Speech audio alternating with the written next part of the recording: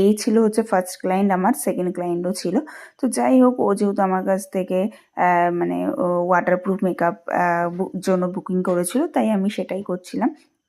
তো ওই দিনটা কিন্তু খুব একটা বেশি গরম ছিল না, আবার ছিলও, বাট খুব একটা বেশি ছিল না, যার জন্য কোনো প্রবলেম হয়নি। তাও ওদের বাড়িতে স্ট্যান্ড ফ্যান ছিল।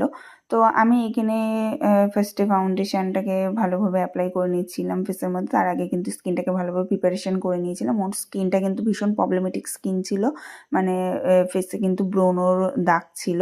তো সেই স্পটগুলোকে কিন্তু আমি কারেক্ট করে নিয়েছিলাম। তারপরে দেন আমি ফাউন্ডেশন অ্যাপ্লাই করে নিয়ে আমি ওয়াটার বেস যেই লুজ পাউডারটা সেটাও লাগিয়ে নিই। দেন এক এক করে আমি সব কিছু করছিলাম। তো এখানে কন্ট্রোল সব হয়ে গেছে, আর হাইলাইটারটা একটু বেশি বেশি স্কিনে দিয়ে দিয়েছিলাম, কারণ ও চেয়েছিল একটু গ্লোই যেতে লাগে ওর স্কিন টোনটা।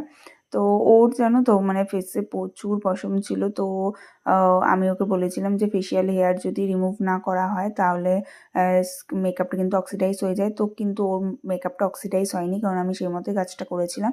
আর আইব্রো ওর করা ছিল না, মানে ও ও যেহেতু বেবিটা অনেকটাই ছোট, যার জন্য ও কোনো কিছু করার সময় পায়নি। তো যাই হোক, আমি এক এক করে সব কিছু কমপ্লিট করেছি। তো হেয়ারটাও আমি করে দিয়েছিলাম। ওর হেয়ারটা ভীষণ পরিমাণে অয়েলি ছিল, মানে মনে হচ্ছিলো এক গাদা তেল দিয়ে এসেছিলো চুলটায়।